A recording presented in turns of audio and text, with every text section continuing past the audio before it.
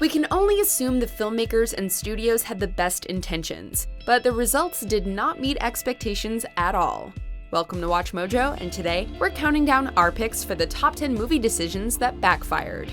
The greatest teacher, failure is. For this list, we're looking at decisions that were made in a film's production that alienated audiences. Since these decisions figure heavily into their respective movie plots, there is a spoiler warning now in effect.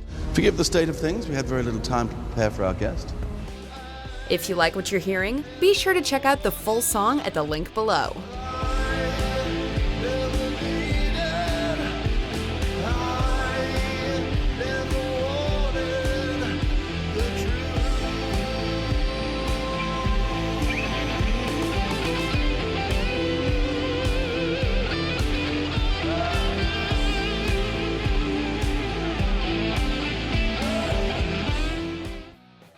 Number 10. Sewing Deadpool's Mouth Shut. X-Men Origins Wolverine.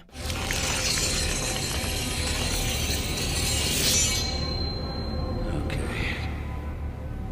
Perfect. As far as rollouts go, Deadpool's debut in X-Men Origins went less than smoothly. In a move that fundamentally undermined the character's appeal, the Merc with the Mouth's mouth was sewn shut for the final act. Your striker finally figured out how to shut you up. Why? Reportedly, the head of Fox thought it was cheesy for Deadpool to talk during the film's climactic showdown. Though Ryan Reynolds was unhappy with how Deadpool was portrayed in Origins, the studio effectively made him play this version of Deadpool or risk giving up the chance to play the character in the future. Thank you, sir. You look really nice today. It's the green. It brings out the seriousness in your eyes. Oh my God, you ever shut up, pal? No, not when I'm awake. Clearly, Fox didn't know what they had with Deadpool at the time, but fortunately, they didn't completely ruin the image of the character, allowing Deadpool to get a much-needed do-over in 2016. Oh, hello. I know, right? Whose balls did I have to fondle to get my very own movie?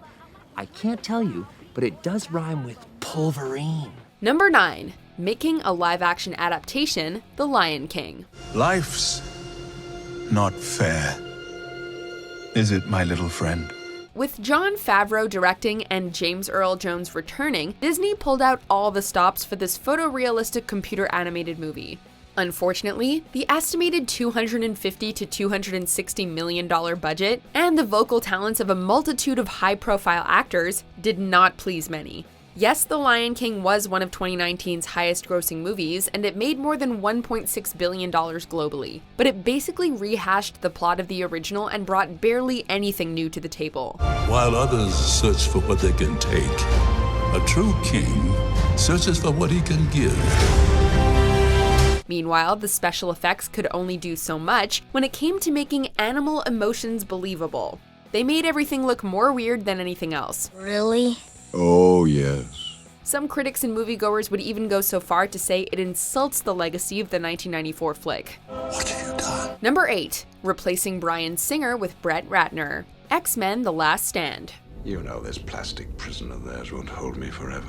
Thanks to Bryan Singer's direction, X-Men and X-Men United are highly regarded films in the franchise. However, Singer wasn't able to direct the third X-Men film because he was busy with Superman Returns. Must be tough coming back. I'm coming back? To work. Yeah. After he left production, Matthew Vaughn was signed to direct, but personal reasons caused him to back out before filming. Brett Ratner then took over, and the quality of the franchise took what's agreed upon by many fans as an immediate downturn. I'm the juggernaut, bitch! Further adding to this film's woes, because of studio interference, the Phoenix storyline, which had been built up over the previous two films, was greatly diminished to make room for a new plot about developing a cure for mutants, ultimately leaving an unsatisfying ending to the original trilogy. Save me. Number 7. Shoehorning in stuff for an expanded universe. The Mummy. I would like, if I may, Mr. Morton, to tell you a story. Trying to replicate the success of the Marvel Cinematic Universe, Universal had ambitious plans to build their own dark universe, which would incorporate classic villains such as Dr. Jekyll, Frankenstein, and the Invisible Man. My name is Jekyll. Dr. Henry Jekyll. The 2017 version of The Mummy was supposed to kick off the dark universe and set the plan in motion. However, the film spent so much time trying to build a cinematic universe that it forgot to put in effort where it most mattered: the actual movie. It's not an exact science, this business. When The Mummy failed to deliver at the box office, Universal had to pull the plug on the entire project. Recognize, contain, examine, destroy. Number 6. Squeezing in too many villains. Spider-Man 3. Look, I want to kill the spider. You want to kill the spider. Together, he doesn't stand a chance. Besides Emo Peter, the most common complaint of Spider-Man 3 is its lack of focus regarding villains. Originally, director Sam Raimi didn't want to include Venom in the third film, on account of the character's lack of humanity. Instead, he just wanted Sandman to be the main villain that Spider-Man fought. However, the producers pressured Raimi into including Venom because of the character's popularity. We can find a way to settle this. You're so right.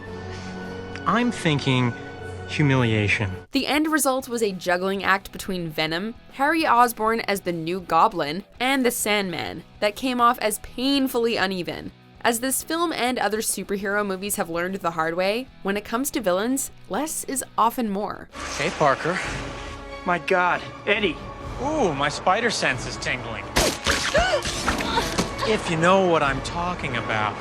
Number 5. Most celebrity cameos. Zoolander 2. You can't kill us all. We will protect the chosen one. One of the highlights from the original Zoolander was the many memorable celebrity cameos. To recapture the same magic of the first film, Zoolander 2 crammed in even more familiar faces, with everyone from Benedict Cumberbatch playing a model who doesn't identify by a gender, to Neil deGrasse Tyson dropping some scientific knowledge. That's what I do. I'm Neil deGrasse Tyson, bitch. While some of these cameos worked, many of them dragged the film down. Hey, Katie. Yeah, it's like, when will we find out who we really are? Everyone agreed that Zoolander 2 wasn't as good as the first, and the movie ended up grossing only a little more than its budget. Unfortunately, celebrity cameos don't automatically translate to laughs or ticket sales. One of my scenes has to do with the death of Justin Bieber.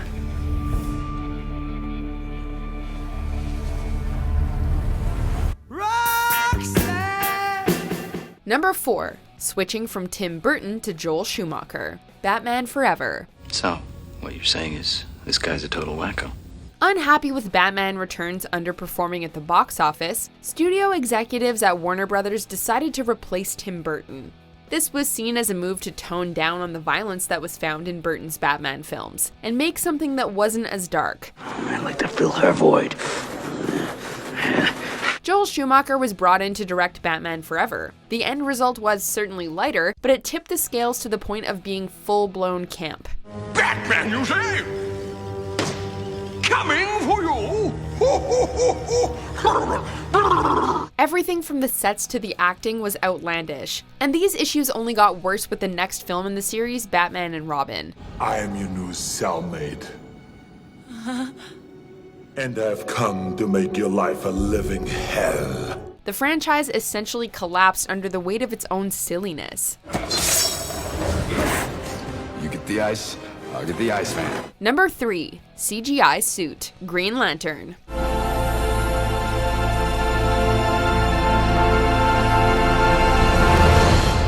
To be fair, there probably was no single factor that derailed this film. Its failure was the cumulative result of many bad decisions.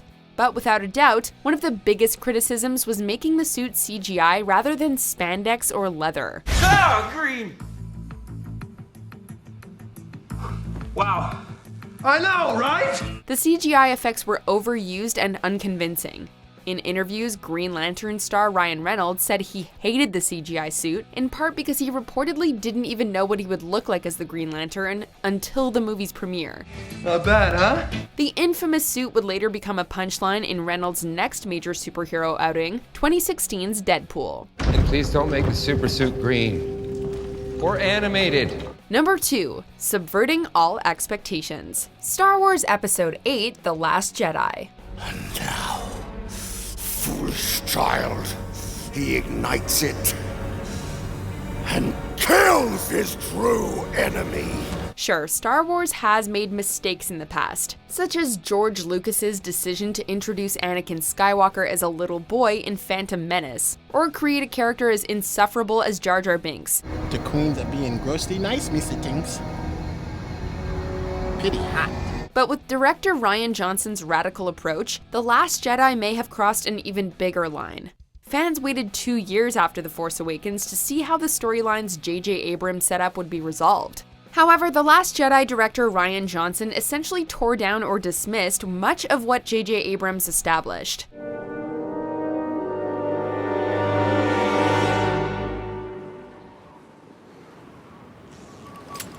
Many fans were not happy with these resolutions, and as such, The Last Jedi is largely seen as the most polarizing Star Wars entry. I feel something. You feel it? Yes, I feel it. That's the Force. Really? Wow, it must be really strong Oh, with I've you. never felt any... Ow! Before we unveil our number one pick, here are some dishonorable mentions. I'm the idiot who left. But I'm back now. And I'm gonna make things right. You really think that they care about us? You know how they've used Ben. Yeah. I do.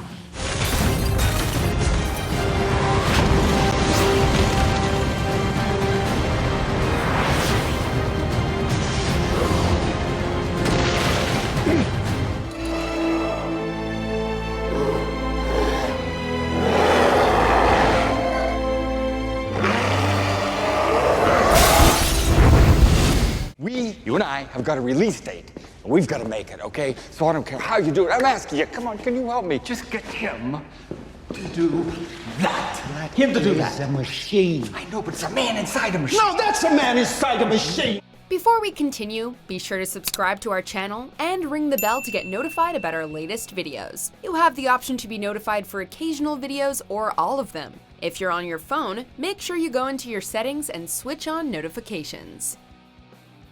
Number 1, making it a trilogy, the Hobbit franchise. Don't underestimate the evil of gold. With his adaptation of the Lord of the Rings trilogy, Peter Jackson was hailed as one of the most visionary filmmakers of his generation. Unfortunately, when he decided to adapt The Hobbit as a trilogy, his final product was not nearly as well received. Simply put, the 1937 Tolkien story was not an epic trilogy, but rather a short novel, and had no business being adapted into 3 separate films. Shirkers, ingrates, rabble-rousers, who would have the nerve to question my authority? To stretch the source material out, Jackson had to pad scenes by adding in stories from other Tolkien works. Although there are fans who like the Hobbit movies, the overall reaction is more mixed. It's no fair. It's no fair. It's against the rules. Do you agree with our picks? Let us know in the comments. And hey, if you're a fan of the song playing right now, be sure to check out the music video for it right here.